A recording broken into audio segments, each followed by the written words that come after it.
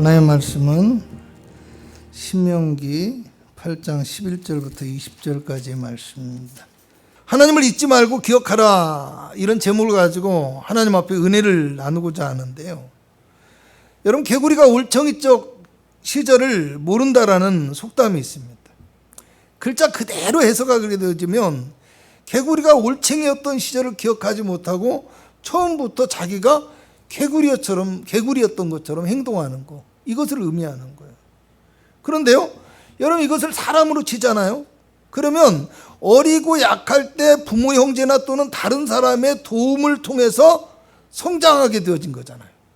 근데 그걸 생각하지 못하고 마치 처음부터 자기가 어른이었던 것처럼, 또는 자기 자신의 현재 지금의 모습이 순전히 자신만의 힘으로 이루어진 것처럼 그렇게 착각을 하고 자만하는 태도를 일컫는 말인데요. 여러분, 사람이 성공을 하거나 지위가 높아지게 되면 과거에 어려웠던 시절을 쉽게 잊어버립니다. 그리고 교만해져요.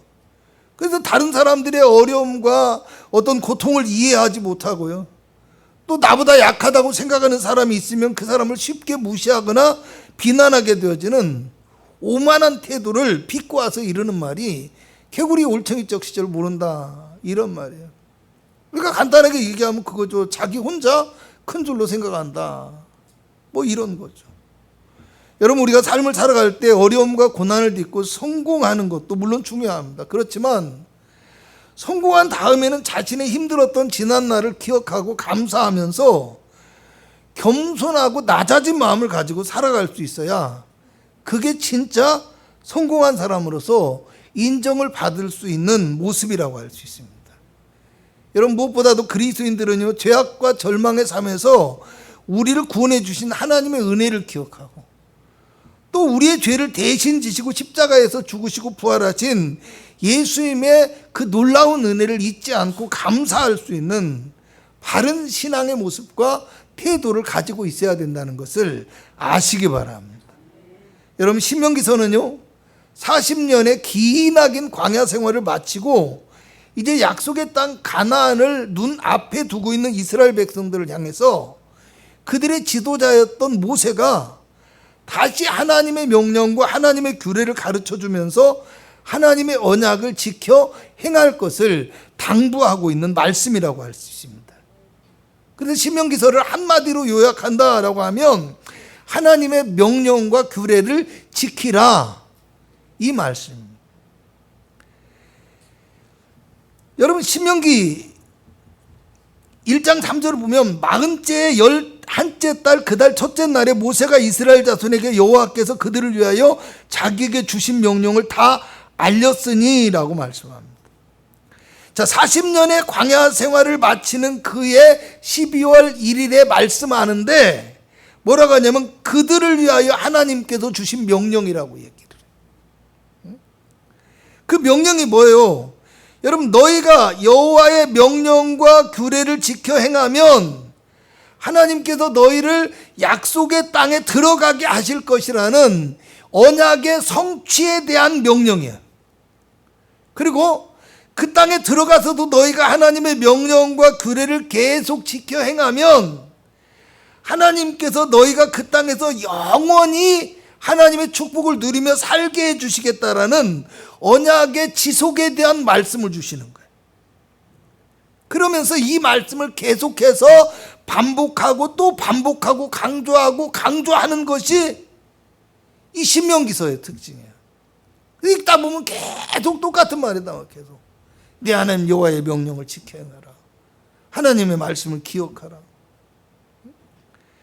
여러분, 오늘 본문 신명기 8장도요 이렇게 똑같은 구조로 보면 이해가 더 쉬워요. 1절에서 10절까지는 하나님의 명령을 지켜 행하면 약속의 땅에 들어가서 복을 받게 될 것이라는 거예요. 그리고 11절에서 20절은 약속의 땅에서 기억하고 지켜야 될 것이 무엇인지를 당부하고 있는 말씀이에요.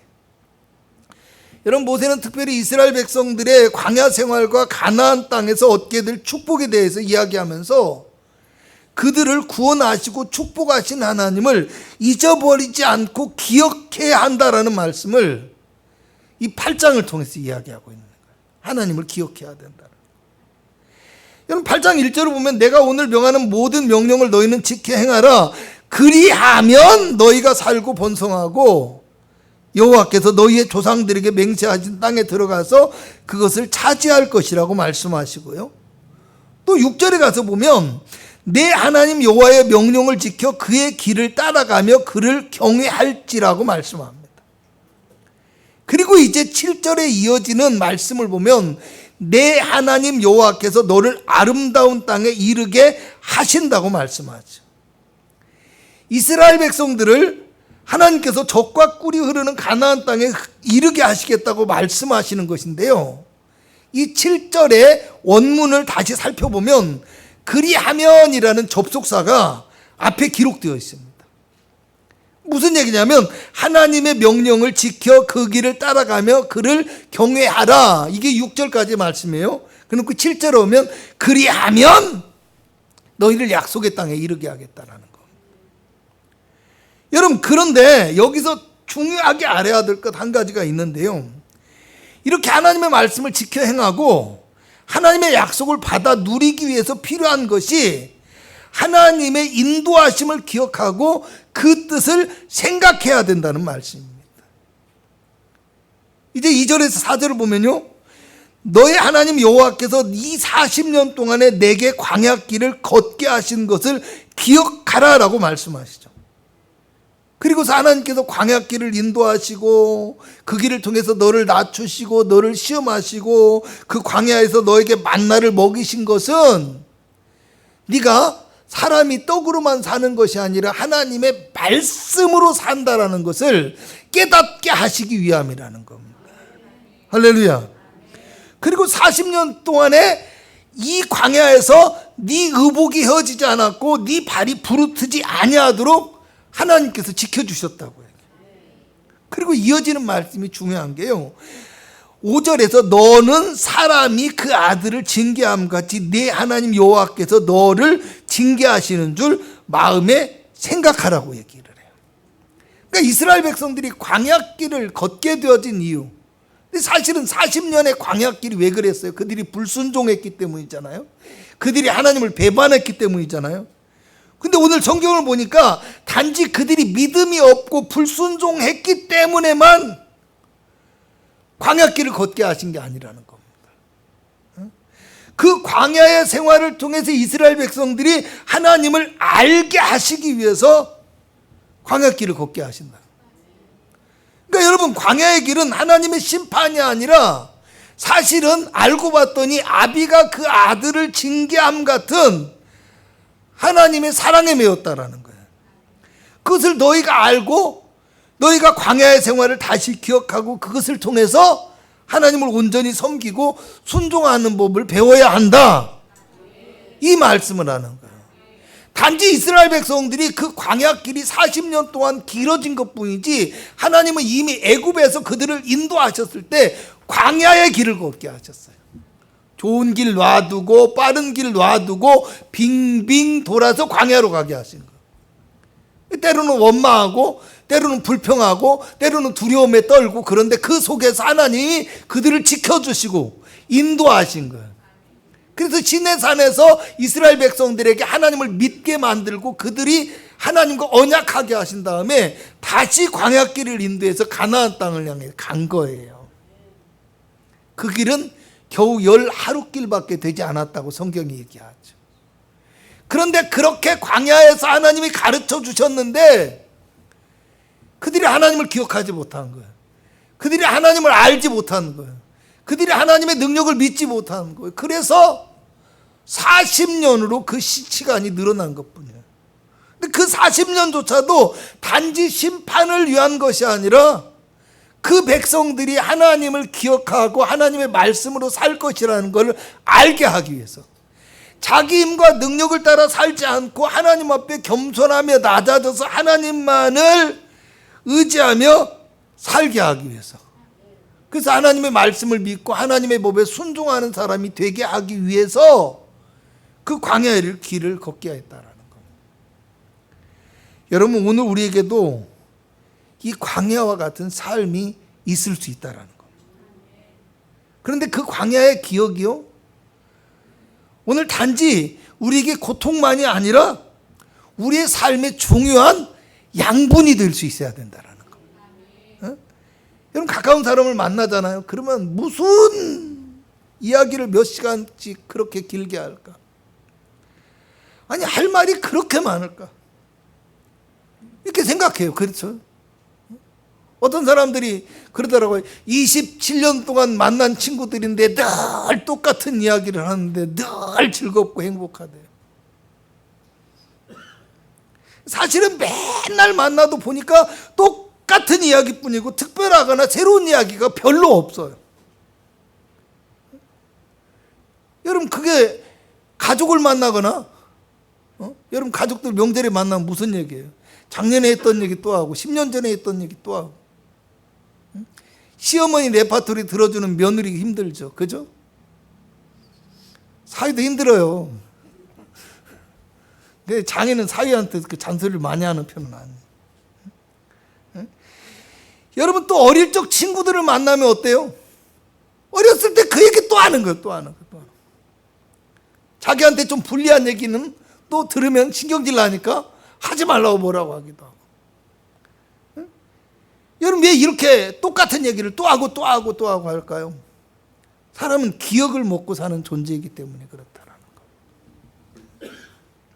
여러분, 그래서 사람이 가지고 있는 기억이라는 것이요, 삶의 방향을 결정하는 거예요. 그 기억 때문에 내가 어떻게 살지, 내가 무엇을 하고 살지, 내가 어떤 마음과 태도를 가지고 살아갈지를 결정하는 거예요. 그렇죠? 그래서 어떤 기억을 가지고 사는가, 우리가 너무 중요한 거예요. 너무 중요한 거예요.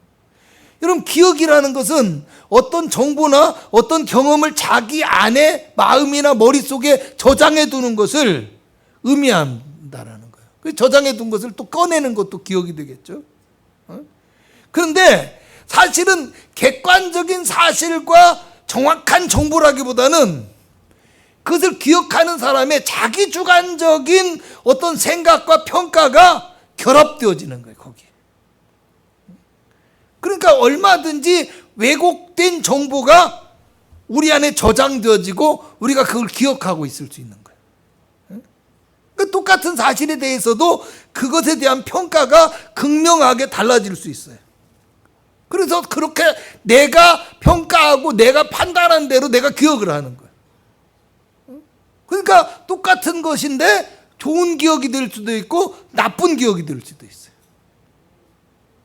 여러분, 집집마다 명절에 만나면 가족들이 이야기를 하잖아요.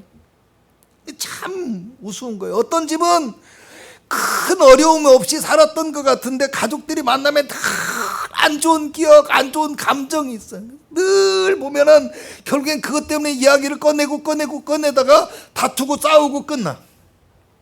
내가 다음 명절에는 다시는 가나 보다. 그게 매년 똑같이 이어지는 거예요. 지겹지도 않은가 봐, 지겹지도. 근데 여러분, 어떤 집은 힘든 일이 참 많았어요. 힘들게 살았는데 늘 좋은 추억을 떠올리기도 하고 서로에 대한 고마운 마음과 고마운 기억을 가지고 있어요. 그걸 이야기하고 그걸 통해서 서로가 위로하고 힘을 주기 때문에 그들의 만남은 뭐가 됩니까? 신선한 에너지가 되어지는 거예요. 나의 삶의 원동력이 되어지는 거예요. 고향 한번 갔다 오면, 가족 한번 만나고 나면 괜히 행복해지고 살맛이 나고 좀 더 열심히 살아봐야지, 이런 생각이 드는 거예요. 여러분, 사람이 어떻게 기억하느냐, 이것에 따라서 판단이 너무 달라질 수 있다는 거예요. 우리 집도 그래요. 우리 집도 참 기억이라는 게 우스워요. 아니, 동생은 맨날 아빠는 언니 편만 든대. 언니는 맨날 아빠는 동생 편만 든대. 난 누구 편인 거예요, 도대체? 내 편인 거예요? 아니면 두 놈 다 내 적인 거예요? 나는 똑같이 대하는데 동생과 언니의 기억이 각각 뭐요? 자기 입장에서 자기의 생각대로, 자기의 판단대로 평가하고 그걸 저장해 두는 거예요. 여러분, 이렇게 사람은 누구나 조금씩은 자기의 편에서 기억을 왜곡할 수 있다는 거예요. 근데 가장 큰 왜곡이 뭐냐? 망각이라는 거예요. 망각. 기억을 아예 잊어버린다라는, 기억을 아예 잊어버려요. 여러분, 기억을 잊는 첫 번째 이유가 뭐냐? 뭐 책에 나와 있는 건 아니에요. 기억하고 싶지 않기 때문에 기억을 잊어버려요. 정신명리 같은 데도 나오면 그런데요, 너무나 고통스럽고 너무나 견디기 힘든 기억들이 있어요. 다시는 떠올리기 싫어요. 그래서 기억의 저편으로 그냥 밀어내버리는 거예요. 밀어내버리는 거예요. 좀 의지적인 것이 있는 거죠. 진짜. 사실은 제가 목회를 하면서도요, 힘들었던 기억들이 별로 없어요. 긍정적으로 생각하려고 하기도 하지만요, 어려서부터 그랬어요. 어려서부터 그냥 너무나 삶이 힘들고 너무나 지치고 너무나 정말 상처받을 일들이 많다 보니까 그걸 기억을 안 하려고 하는 거예요. 생각을 안 해요. 다른 것만 생각하는 거예요. 물론 감사하게 좋은 것들을 기억할 수 있는 은혜를 주셨어요. 아멘. 네? 여러분, 그래서 기억하고 싶지 않기 때문에 기억을 잊는 게 있고요, 그 다음에 기억을 잊는 또 하나의 이유가 뭐냐? 기억할 필요성을 느끼지 못하기 때문이라는 겁니다. 여러분, 나한테 중요한 정보, 나한테 인상 깊었던 이야기, 내게 즐거웠던 거, 이런 것들 생각하고 또 생각하기 때문에 결국엔 영구 기억이 되어져서 기억을 지우고 싶어도 지워지지 않는 거예요. 완전히 저장되어져서. 그래서 어릴 때 기억은 또 얘기하고 또 얘기하고 또 얘기하고 그런 거예요. 치매 환자가 최근의 기억은 못해도 뭐요? 옛날에 시집 와서 어쩌고 이런 건 다 기억을 하잖아요. 왜? 영구 기억으로 그 안에 넣어놨기 때문에. 영구 기억으로. 그런데 우리는 중요하지 않다라고 생각하는 정보는 다시 생각하지 않아요. 기억하려고 하지 않아요. 쉽게 잃어버리는 거, 쉽게 잃어버리는 거. 그 내가 관심 없는 거 이야기하면은 네 해놓고서 아까 뭔 얘기했지? 이럴 수 있는 거, 이럴 수 있는 거, 사람. 그럼 어른들만 그런 게 아니에요. 젊은 사람들도 그래요. 젊은 사람. 여러분, 본문 11절에는 내가 오늘 너에게 명하는 여호와의 명령과 법도와 규례를 지키지 아니하고 내 하나님 여호와를 잊어버리지 않도록 삼갈지어다, 이렇게 얘기를 해요. 이것을 기억이라는 기억의 필요성의 측면에서 바라보게 된다면 하나님의 명령을 지켜야 될 필요성을 느끼지 못하고 있다는 거예요. 그래서 하나님도 잊어버리게 되는 일이 발생하게 되어질 것이라는 겁니다. 그거를 삼가라, 그걸 조심하라, 그걸 생각하고 있어라, 이거예요. 여러분, 왜 모세는 이스라엘 백성들에게 이런 말씀을 하고 있는 것일까요? 12절에서 14절을 보면 네가 먹어서 배부르고 아름다운 집을 짓고 거주하게 되며 또 내 소와 양이 번성하며 내 은금이 증식되며 내 소유가 풍부하게 될 때에 네 마음이 교만하여 네 하나님 여호와를 잊어버릴까 염려하노라. 아멘. 아무것도 없는 광야에서는 매일매일 하나님이 주시는 만나를 먹고 살았어야 돼요. 그죠? 그러니까 만나가 아니고서는, 하나님의 기적이 아니고서는 그 광야에서는 살아갈 수가 없었어요. 그러니까 하나님을 의지하고 하나님을 바라보면서 살 수밖에 없었다라는 겁니다. 그러다가 이제 가나안 땅에 들어가면서 조금 살만해지다 보니까 잊어버리는 것이 우리 인간의 본성이더라는 겁니다. 이제 좀 살만해져서 어려운 일들이 없어지니까 하루쯤 기도 안 해도 괜찮을 것 같고, 예배 안 드려도 괜찮겠죠 하고, 하나님을 의지하던 마음이 이제 약해지기 시작하는 거예요. 왜? 그때는 먹고 살기 힘들었으니까, 그때는 하루하루 살기 바빴으니까, 그때는 어려움 때문에 정말 눈앞이 캄캄했으니까 하나님 바라보고 막 어찌하든지 기도했어요. 그런데 좀 살만해지니까 괜찮아지기 시작하는 거예요. 마음이 무뎌지는 거예요. 마음이. 그러다가 오늘 성경을 보니까 집도 짓고 조금 더 풍성해지게 되니까 이제는 아예 그 마음이 교만해져 버렸다라는 겁니다. 그래서 하나님을 잊어버리게 되더라는 겁니다. 여러분, 이제는 하나님 없이는 하나님 없이도 살 수 있을 것 같다, 이런 생각이 들게 된다는 겁니다. 그렇게 되니까 뭐예요? 하나님을 기억할 필요성이 없어지더라는 겁니다. 여러분, 14절에서 16절의 말씀을 보면 여호와께서 너를 애굽 땅 종되었던 집에서 이끌어내시고 위험한 광야의 길에서 그들을 보호하시고 물을 먹이시고 만나를 먹이신 것은 너를 낮추시며 너를 시험하사 마침내 내게 복을 주려 하심이었다고 말씀합니다. 낮추시고 시험하신다는 말은 하나님의 말씀에 온전히 순종하고 복종하는 사람이 되게 하시겠다라는 거예요. 마침내 복을 주려 하심이라는 말은 하나님의 축복의 원리가 거기에 있다라는 거예요. 그런데 어떻게 됐어요? 17절을 보면 그러나 네가 마음에 이르기를 내 능력과 내 손의 힘으로 내가 이 재물을 얻었다 말할 것이라고 얘기합니다. 여러분, 이게 맞는 말이에요? 저 너를 낮추시겠다고 했는데 그들은 마음이 교만해졌어요. 하나님을 의지하는 백성이 되어지게 만들려고 했는데, 그래서 하나님의 복을 결국에는 받는 사람들이 되게 하려고 했는데 그들은 내 손과 내 능력으로 이 재물을 얻었다라는 겁니다. 이것이 맞는 말이냐고. 여러분, 그 백성들이 사실은 애굽에 있을 때는 열심히 살지 않아서 종이 되었습니까? 그들이 광야에서 아말렉과 싸울 때, 또 아모리 족속과 전투를 할 때는 그들의 힘과 능력으로 이길 수 있었어요? 아니잖아요. 가나안을 정복한 것도 마찬가지입니다.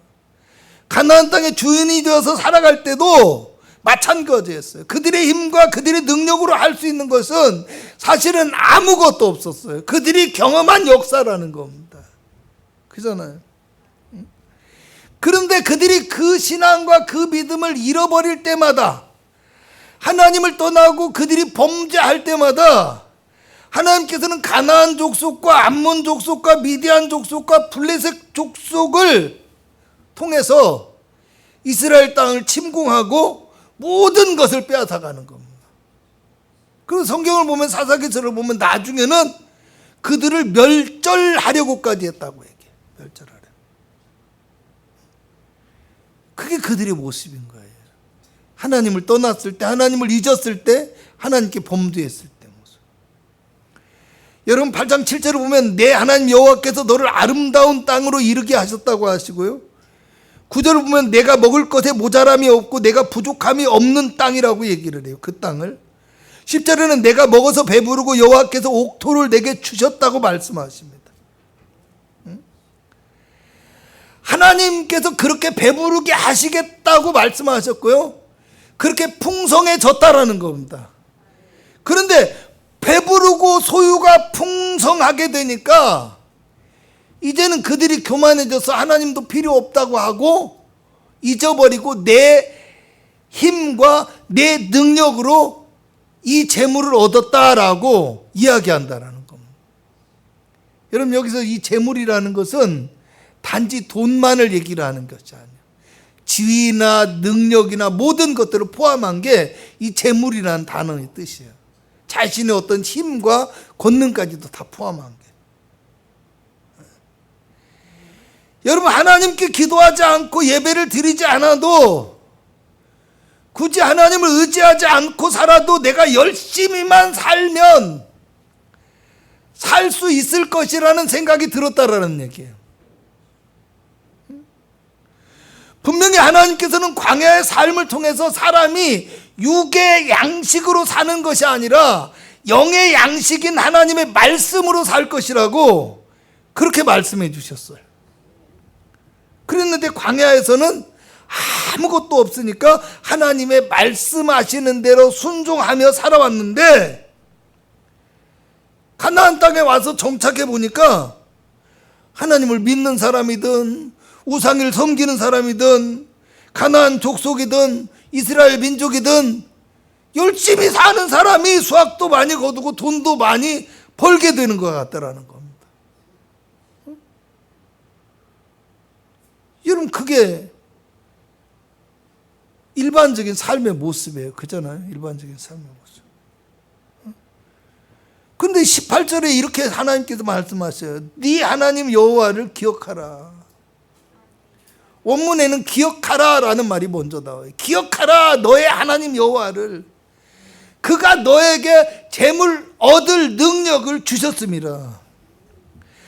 너에게 있는 재물을 얻을 그 능력, 그거 누가 주셨냐? 하나님이 주셨다라는 겁니다.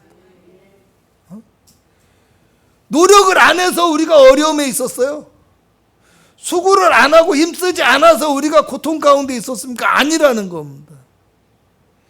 사실은 우리가 살아갈 수 있는 힘과 능력을 얻은 것도 하나님이 주신 거예요. 절망 가운데 있을 때 하나님께서 내게 힘을 주셔서, 내게 위로를 주셔서, 내게 능력을 주셔서 그 절망을 내 힘으로 이기게 하신 거예요. 그렇잖아요. 여러분 열심히 살아야 되는데 삶의 의미도 모르고 삶의 목적도 깨닫지 못하고 그냥 빈둥빈둥 살아가고 했는데 하나님의 은혜 받고 나니까 열심히 살아야 되겠다. 그 누가 주신 마음이에요? 하나님이 주신 마음인 거예요. 할렐루야. 근데 사실은 이스라엘 백성들이 하나님의 그 은혜를 알지 못하고 잘 되고 나니까 그냥 내가 잘 돼서, 내가 잘해서 잘 된 줄 아는 거예요. 지 혼자 큰 줄 안다고 하듯이, 개구리 올챙이적 시절 모른다고 하듯이 모든 걸 망각하고 내가 처음부터 이렇게 능력 있는 사람인 줄 생각했다는 거예요. 그리고 이제 19절을 보면 네가 만일 네 하나님 여호와를 잊어버리고 다른 신들을 따라 그들을 섬기며 그들에게 절하면이라고 얘기를 해요. 이제 가나안 땅에 와서 보니까 전쟁의 신인 여호와보다는 뭐요? 가나안 땅의 풍요의 신이 더 마음에 드는 거예요. 하나님도 섬기지만 다른 것도 좀 의지해 보고 싶은 거예요. 그래서 슬며시 뭐 이것저것 보기도 하고. 요즘 사람들이 뭐 여러 가지로 뭐 심리학 좋은 것이지만 그걸 지나치게 의존하는 사람들 있죠. 혈액형 막 의존하는 사람들이 있죠. 여러분 하나님은 그걸 뛰어넘으시는 분이에요. 아멘. 그 헛된 것들을 자꾸 우리가 의지하려고 해서는 안 돼요. 물론 뭐 참고 좀 할 수 있고 재미삼아 하는 사람도 있을 수 있겠지만 우리가 우리 하나님의 은혜를 잊어서는 안 된다라는 겁니다.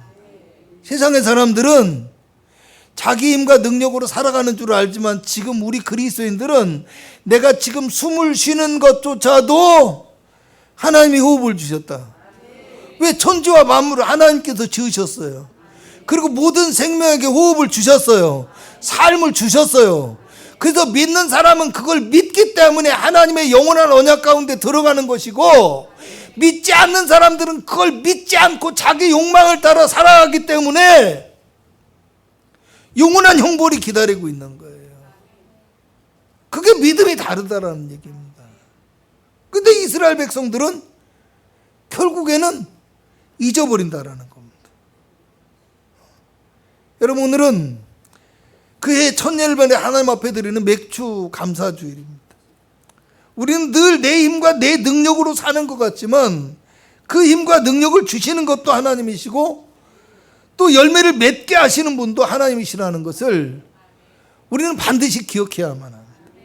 그러므로 오늘 우리는 자기의 편에서 자기의 욕망에 따라서 기억을 왜곡하고 망각해버리는 그런 불신앙의 모습을 벗어버려야 됩니다. 그래서 언제나 우리의 삶 가운데 함께 하신 하나님의 손길을 기억해야 돼요. 그리고 하나님께 그 참된 감사를 드리고 그 하나님의 말씀에 따라서 주님을 알고 나아갈 수 있는 믿음의 사람이 되어짐으로 진정한 가나안의 백성 되어질 수 있기를 주님의 이름으로 축복합니다. 기도합니다. 하나님, 우리의 삶 가운데서 주님을 잊지 않게 하옵시고 주님만을 바라보는 참된 믿음의 사람이 되게 하여 주시옵소서. 예수님의 이름으로 기도합니다. 아멘.